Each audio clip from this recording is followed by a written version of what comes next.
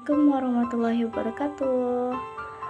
Kembali lagi bersama saya Rinova Devinda, mahasiswi Farmasi Institut Sains and Teknologi Al-Kamal Jakarta.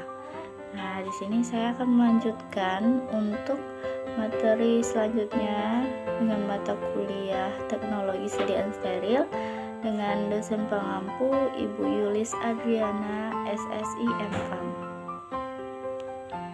Nah, untuk materi selanjutnya yaitu alasan pemilihan rute parenteral.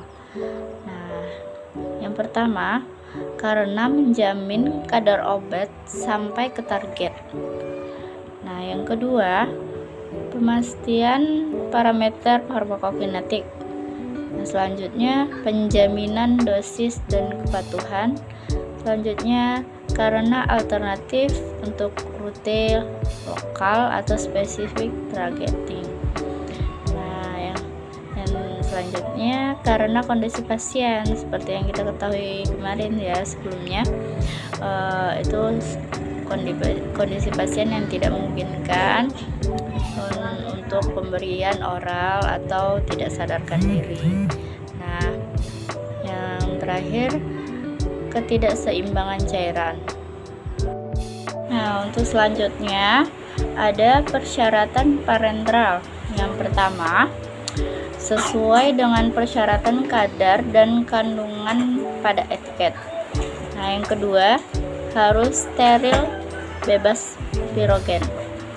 Yang ketiga, isotonis. Selanjutnya, isohidris.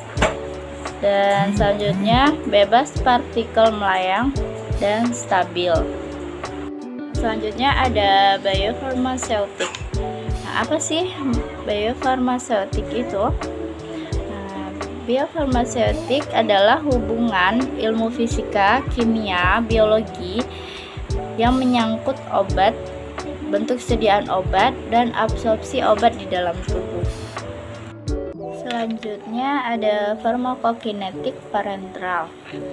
Nah, absorpsi obat parenteral, obat yang diberikan secara ekstravaskular akan mengalami absorpsi, sedangkan untuk obat yang diberikan secara intravaskular tidak mengalami absorpsi.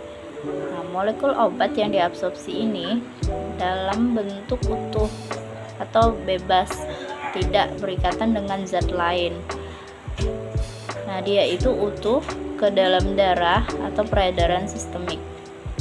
Umumnya, obat baru memberikan efek terapi bila akan mencapai kadar minimal tertentu dalam darah atau MIC, minimum efek konsentrat. Selama kadar obat masih di dalam darah, masih berada di atas MIC, nah, obat akan memberikan efek farmakologis setelah ekskresi dan kadar obat turun di bawah MIC. Selanjutnya, kecepatan absorpsi mempengaruhi cepat atau lambatnya obat mencapai MIC, yang merupakan onset atau mula kerja waktu obat mencapai kadar maksimum dalam darah. Selanjutnya, obat akan berangsur-angsur akan dieliminasi dengan cara diekspresikan atau biotransformasi, atau bisa keduanya. Lama kerja obat atau obat memberikan respon terapi yang dikehendaki adalah kadar obat tersebut dalam darah berada di atas MIC.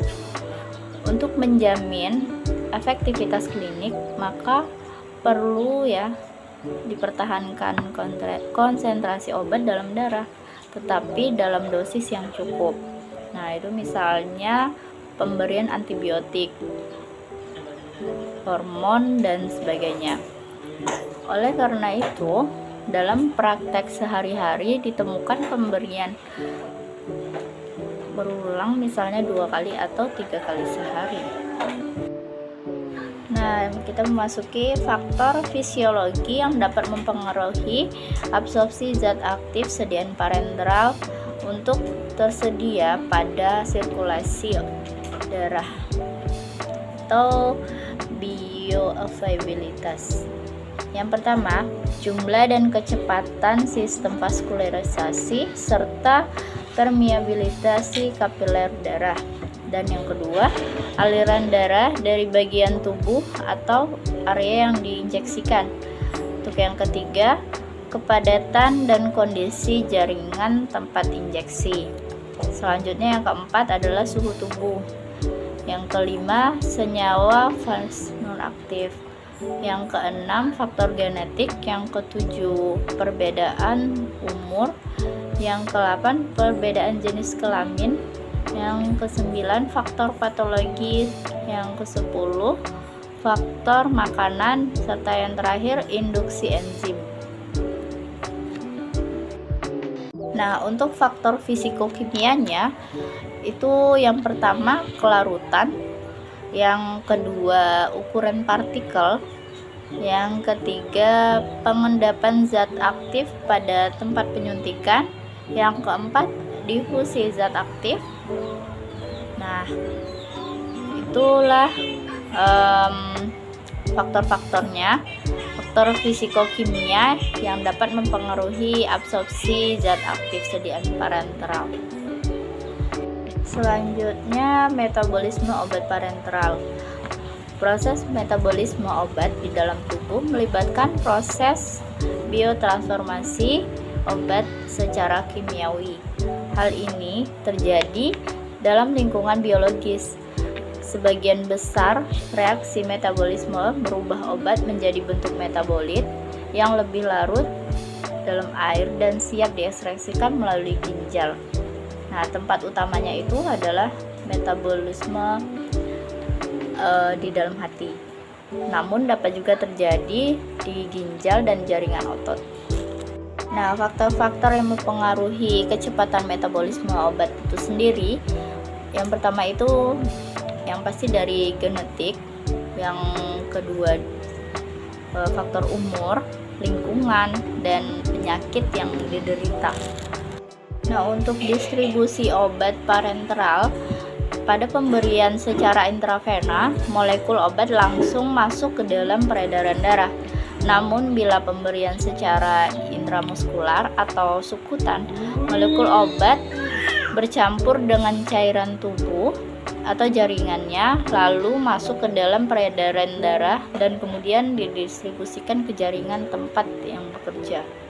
Nah, seperti yang kita ketahui, tubuh manusia itu terdiri atas berbagai struktur jaringan dengan perbedaan karakteristik hipofilik. Nah, perbedaan sifat dan struktur jaringan inilah yang menyebabkan konsentrasi obat tidak sama dengan jaringan tubuh. Maka karakteristik distribusi obat erat kaitannya dengan respon farmakologi. Untuk selanjutnya ada ekskresi obat parenteral. Ekskresi obat dan metabolitnya merupakan tahapan terakhir dari aktivitas serta keberadaan obat dalam tubuh. Molekul obat yang masuk ke dalam tubuh dikeluarkan melalui beberapa saluran. Nah, obat akan diekskresikan dari tubuh bersamaan dengan berbagai cairan melalui beberapa perjalanan. Nah, ginjal merupakan organ utama untuk mengeliminasi obat bersama urin. Organ lain yang dapat mengekskresikan yaitu empedu, ada air ludah, paru, bisa juga dengan ASI dan kulit. Nah, itulah materi yang bisa saya sampaikan. Lebih dan kurang saya mohon maaf. Saya akhiri. Wassalamualaikum warahmatullahi wabarakatuh.